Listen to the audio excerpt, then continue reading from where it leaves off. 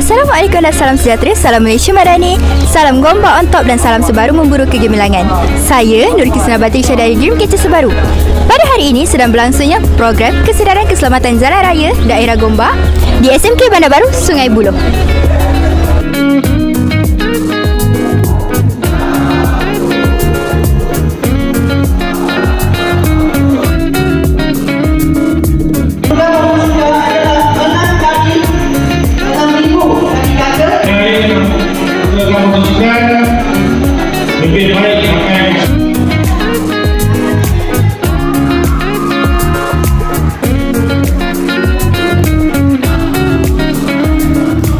Pada hari ini kita bersama saya Kimi dari 4 Ekonomi dari sekolah SMK Siramas. Saya Muhammad Ifan dari kelas 4 Ekonomi daripada sekolah Siramas juga.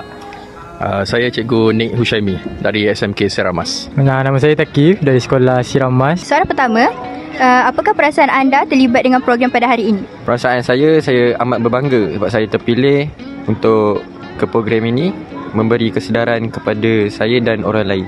Okay, soalan kita, pada pandangan cikgu, adakah program yang dijalankan sebentar tadi dapat memberi impak yang positif kepada warga Siramas?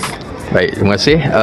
Pada pendapat saya, program yang dibuat pada hari ini sangat baguslah, dapat memberi satu ilmu dan juga pengetahuan yang sangat berguna kepada peserta-peserta yang hadir, di mana program ini dapat memberi peluang kepada peserta untuk menilai sendiri dan mendapat info-info terkini berkenaan dengan keselamatan jalan raya, terus daripada pihak-pihak yang berwajib macam polis. Okay, so diharap program ini dapat diteruskanlah untuk memberi pendedahan secara terus kepada pelajar tentang cara menggunakan keselamatan jalan raya dengan baik pada masa hadapan.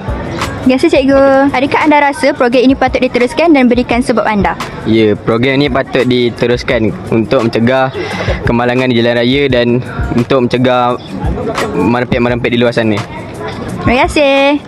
Apakah perasaan anda sertai program pada hari ini? Okey, perasaan saya sangat gembira apabila dijemput untuk datang ke taklimat ini, dan ya, saya sangat bangga atas ini. Pada pandangan anda, adakah program ini dapat memberi impak yang positif kepada warga Siramas? Okey, ini sangat impak positif kepada masyarakat kerana dapat mengurangkan kemalangan jalan raya dan mengurangkan mak rempet di luar sana. Okey, terima kasih. Jangan